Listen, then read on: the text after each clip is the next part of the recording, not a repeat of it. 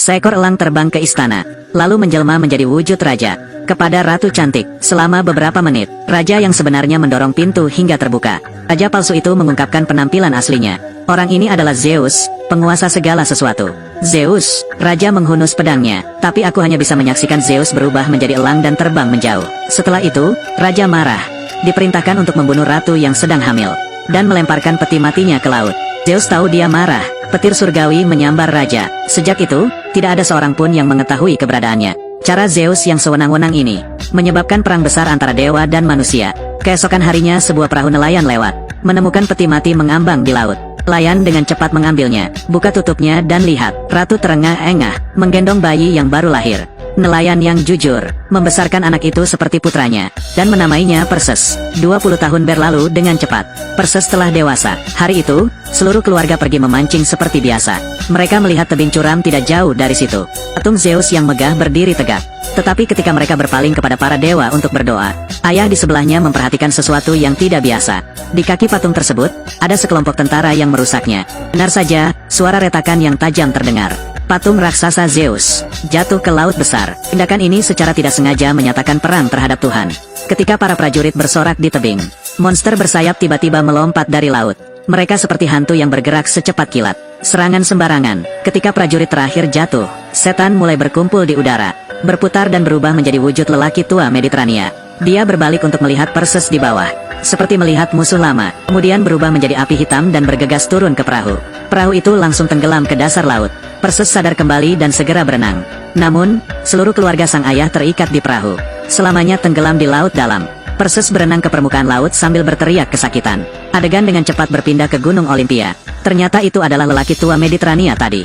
Dia adalah saudara kandung Zeus, Raja Dunia Bawah, Hades. Saat ini, manusia tidak lagi menyembah dewa, dan para dewa takut untuk maju dan menangani masalah kotor ini. Jadi Zeus mempercayakan masalah sulit ini kepada saudaranya. Terserah kamu, ayah, kami membutuhkan orang. Tidak, Apollo. Pada saat yang sama, Perses hanyut melintasi lautan hingga kematiannya. Diselamatkan oleh perahu yang lewat. Hari ini adalah hari yang baik bagi raja untuk mengadakan pesta.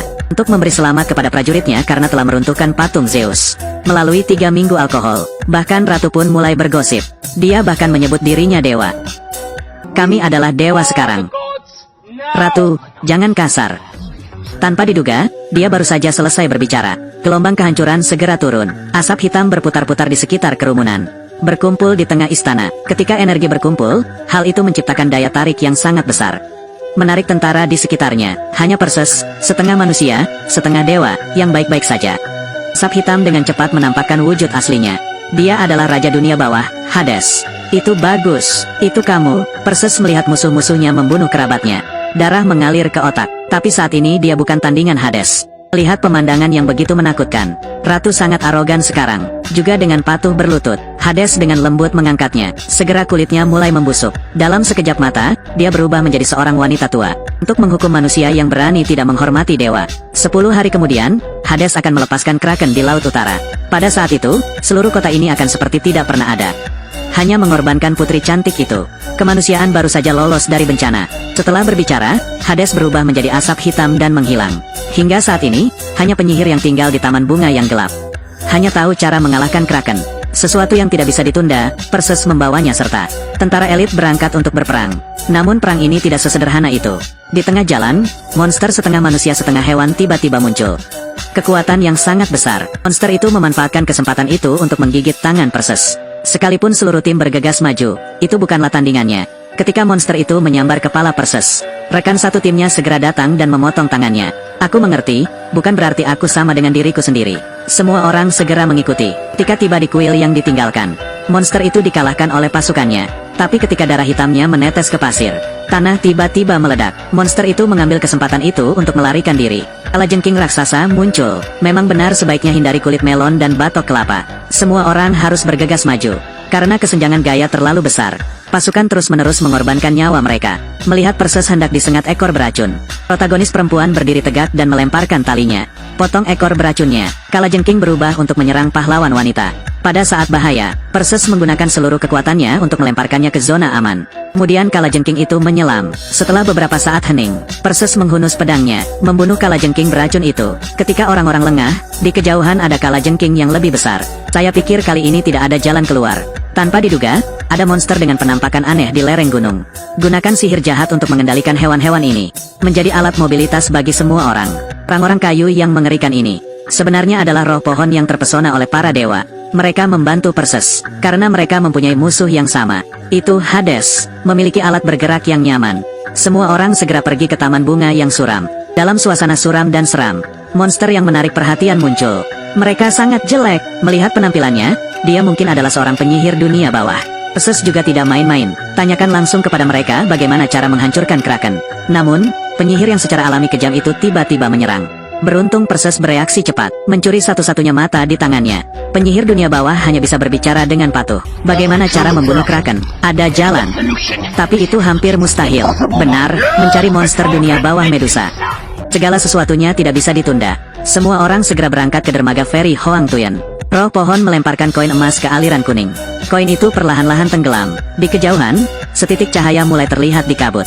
Lihat lebih dekat, ada dua rantai panjang yang diikatkan pada dua setan. Sebuah perahu sedang berenang dekat pantai.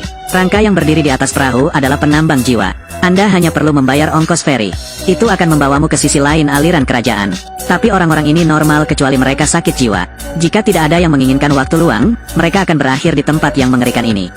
Tentu saja pemeran utama prianya adalah pengecualian. Karena direktur membutuhkanmu untuk datang ke sini dan memenggal kepala Medusa.